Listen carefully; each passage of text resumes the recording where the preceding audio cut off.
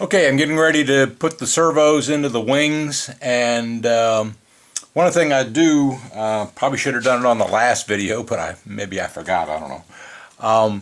The quick connect, the little pin there is a 1/16, and so the holes in the servo arms are not quite 1/16, but I just take a 1/16 drill bit and drill it through there, make sure it goes in easily, ream it out a couple of times, and then you'll see that these fit in nicely. They'll go in pretty easily. They'll easily turn, but they're a little tight. I mean, they're not too, you don't want them too loose wobbling around. So that's what you want to do for all your servos and the servo arms. And you can do that for, I put them in the last hole because these are adjustable. And even for the rudder that isn't adjustable, I'm going to put it in the last hole. So go ahead and do that for all your servos. Okay, the next thing I'm going to do is to get the servos in the wing is this is the right wing. There's the wing tip, there's the wing root, so that's the right wing. Gonna flip it over, and I'm going to take each of the 4 servos, and I'm not going to pull the string out yet. Remember, there's a string in there to help you pull this all the way through. I'm not going to pull that out yet. I'm going to carefully put the all the servo wire and extension just down inside the hole. And remember that this is the right aileron, so the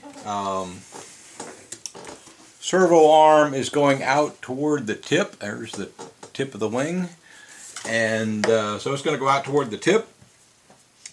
And now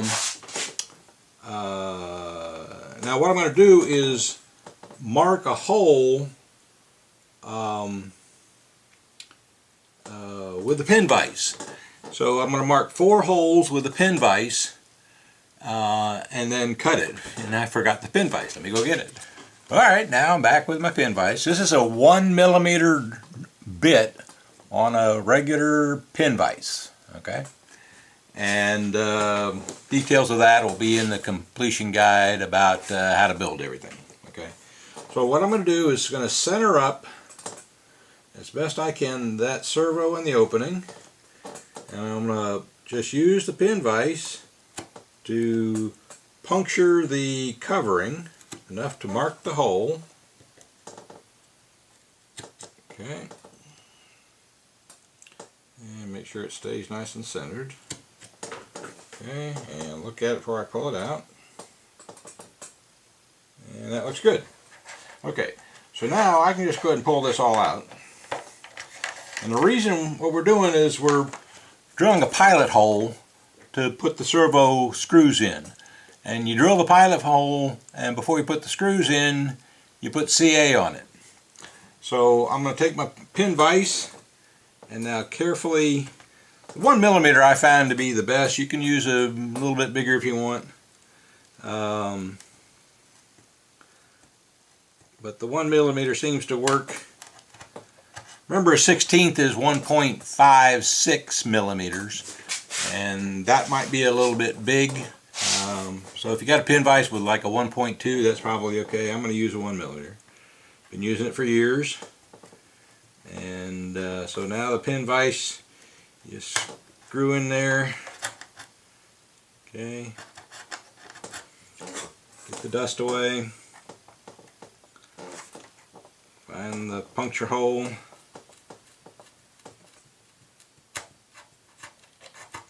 Okay.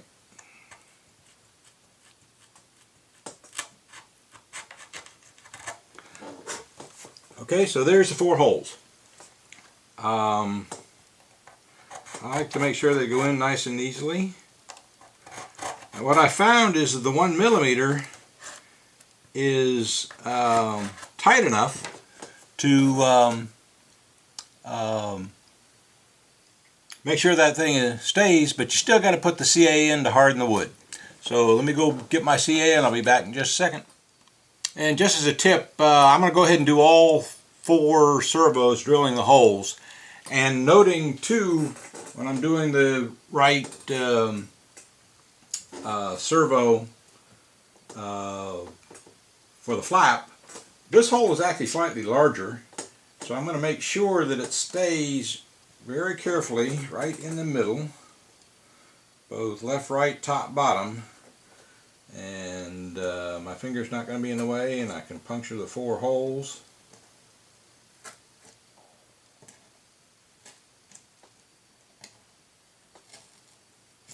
Okay, so that worked. And so I'm going to do that for the other half of the wing, and I'll be back with the CA in a minute. Okay, before we get to the CA, got to do one more important thing, which is you got to take the screw and thread it so you get some threads in the hole that you drilled with the pin vise. So you just take and stuff all the wire in there, and then you start this. And I use an electric drill bit. It's run by AAA batteries. I get it at Amazon. It's made by General, and you'll see more details later in the completion guide about how to build. So, get my hand out of the way, maybe you can see this. So, I don't drill it all the way down, I only drill it about halfway. So I'll start one on the top next.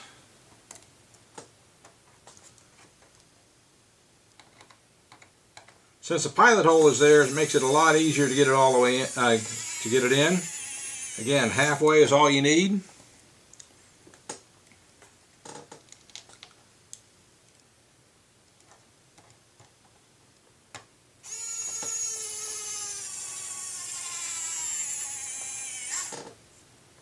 Okay.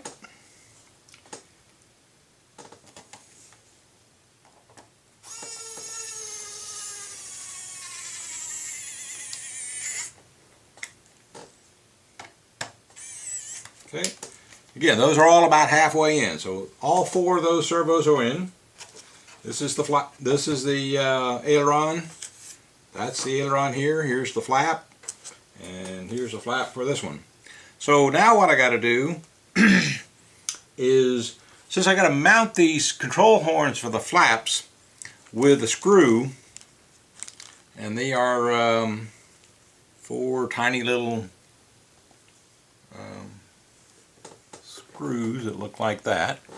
Okay, and let me see.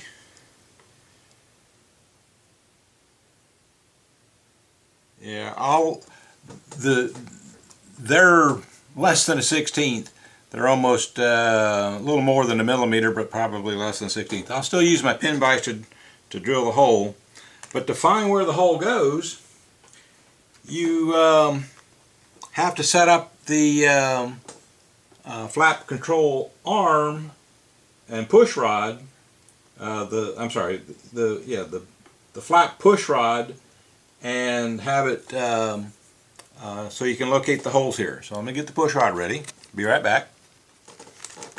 Okay, remember, everything is nice and neat in my bag here. So I've got the clevises, and I've got the push rods, and it's simply a matter of taking a clevis and the nut that goes with it. I'll screw the nut on first. I'm not going to Loctite these down yet. That'll come later. And then I'll, the clevis already has its blue fuel tubing in it. And I like to let the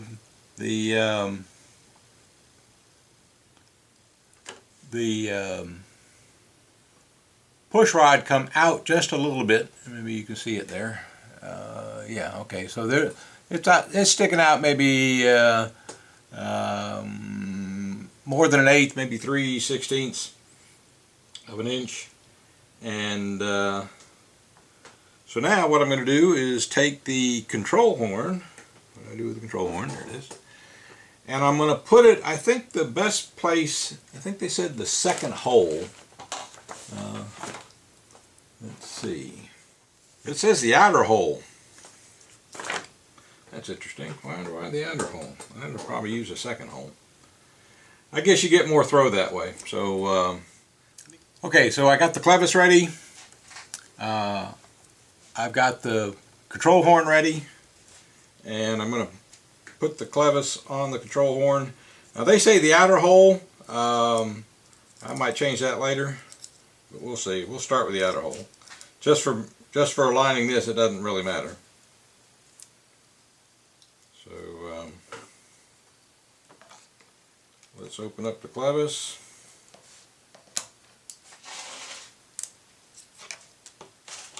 Okay, that was the third hole. Let me get it at least to the top hole. There we go. Okay. Well, there's a clevis in the top hole of the control horn for the rudder. I'm just going to slide it into the quick connect. I don't need to screw it down because it's not going anywhere. We're just trying to locate the hole. Now as it says in the book, you can see the outline of the hardwood piece right here. You probably wouldn't be able to see it on camera, but I can see it. And so I'm going to make sure it's in that hole, or in that position. And even though this is not down tight, this is close enough. All you're trying to do is make sure that the holes in the control horn are in line with the gap between the flap and the wing. And I'm going to use my pin vise to mark the hole.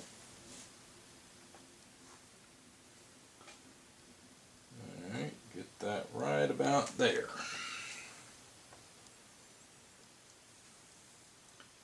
And it's down flat. I'm going to mark this hole.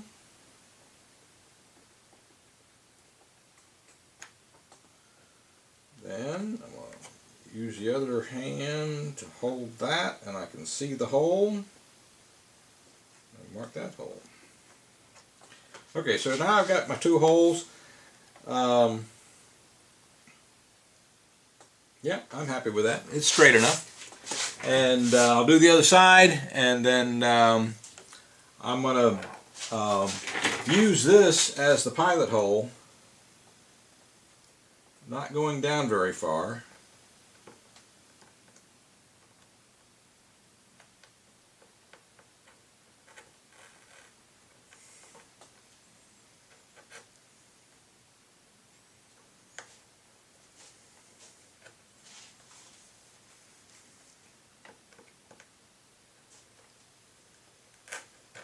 Okay, you don't want to go all the way through either. Just down far enough to screw that in. Then I'm going to put these on and get that ready to have CA on it. Okay, I'm taking out all the servo screws, and as I take them out, I use a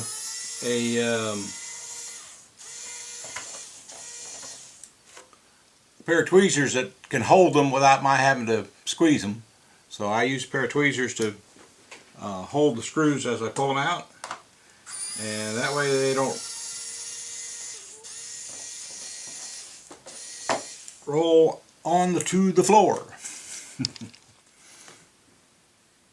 Okay, now there's 40 holes ready for CA. That's 4 times 4 is 16. No, 20 servos. 20 holes ready for 20.